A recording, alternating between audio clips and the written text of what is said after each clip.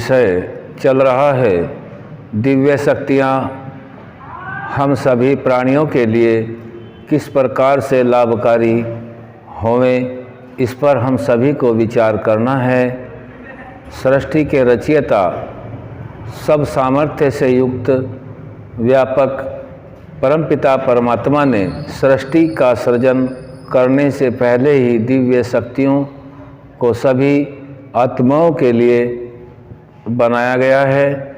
इन दिव्य शक्तियों को मनुष्य जाति अपने सुख के लिए बढ़ा सकता है, मनुष्य घटा भी सकता है।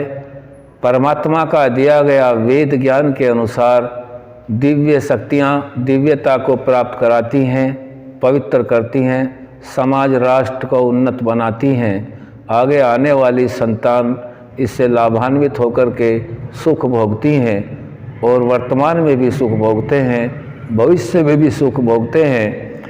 इस प्रकार से शक्तियों का जितना भी हम शुद्धिकरण कर लेते हैं उतना ही लाभ होता है। इस जन्म में तो मिलता ही मिलता है, लेकिन दूसरे जन्म में भी इसका लाभ मिल जाता है। यही वैदिक सिद्धांत बता रहा है कि इस जन्म में भी पीछे का ठीक किया जा सकता है और इस जन्म को उन्नत बनाया जा सकता है। अगले जन्म के लिए अच्छे कर्मों का निर्माण किया जा सकता है। वे दिव्य शक्तियाँ आज हम 5 महाभूतों की चर्चा करते हैं, पृथ्वी, जल, अग्नि, वायु और आकाश। इन 5 भौतिक तत्वों से ही शरीर का सृजन परमपिता परमात्मा ने किया है। इसको पंच भौतिक शरीर भी कहते हैं, जो आत्मा को मिला हुआ है और आत्मा इसी पंच भौतिक शरीर से कार्य लेता है, पाप पुण्य जमा करता है, सुख दुख को भोगता है।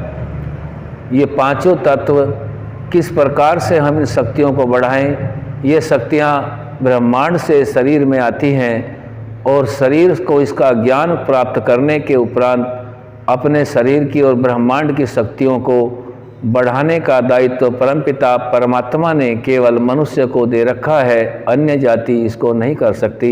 उदाहरण के लिए जैसे ऋषियों ने हमें इस शक्तियों को बढ़ाने के लिए सर्वोत्तम कर्म, श्रेष्ठतम कर्म यज्ञ करना बताया है और कराना बताया है।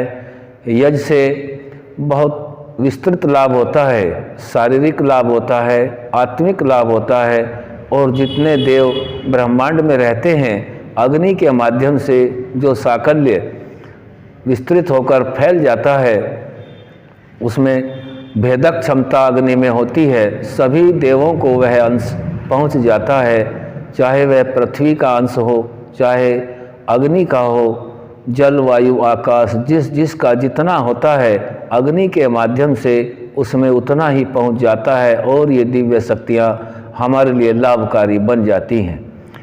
आज देखा जाता है बहुत ज़्यादा इस भूमंडल पर प्रदूषण फैल गया है। ये प्रदूषण किसी अन्य जातियों के द्वारा नहीं फैलाया गया है, ये तो केवल मनुष्यों ने ही फैलाया है और इसका निवारण मनुष्य ही करेगा।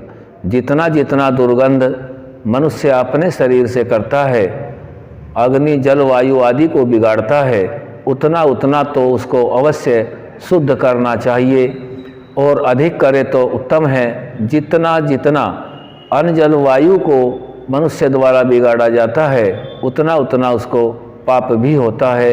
ऐसा स्वामी दयानंद सरस्वती जी सत्यार्थ प्रकाश अपने मुख्य ग्रंथ में भी लिखते हैं और दिव्य शक्तियाँ इससे कमज़ोर होती हैं। अधिक रोगों का फैलना यज्ञ का न करना ही है। यज्ञ में शुद्ध साकल्य डालेंगे, सभी शक्तियाँ मजबूत होंगी, दिव्य होंगी और वही गुण हमारे अंदर आएंगे।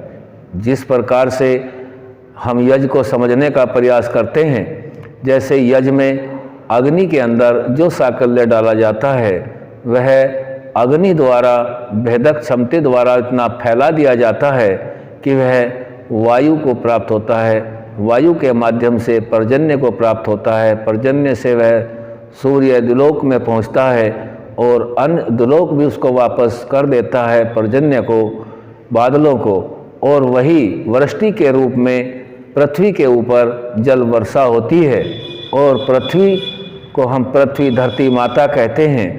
इसमें से जो अन्न औषधि उपजते हैं वो सभी शुद्ध साकल्य होंगे, दिव्य शक्तियों से भरे हुए होंगे। हमारा शरीर हष्ट पुष्ट स्वस्थ और निरोग रहेगा। ये दिव्य शक्तियाँ हम सभी को बढ़ाने का अधिकार है। परमपिता परमात्मा की भी व्यवस्था है, लेकिन वह कम पड़ जाती है।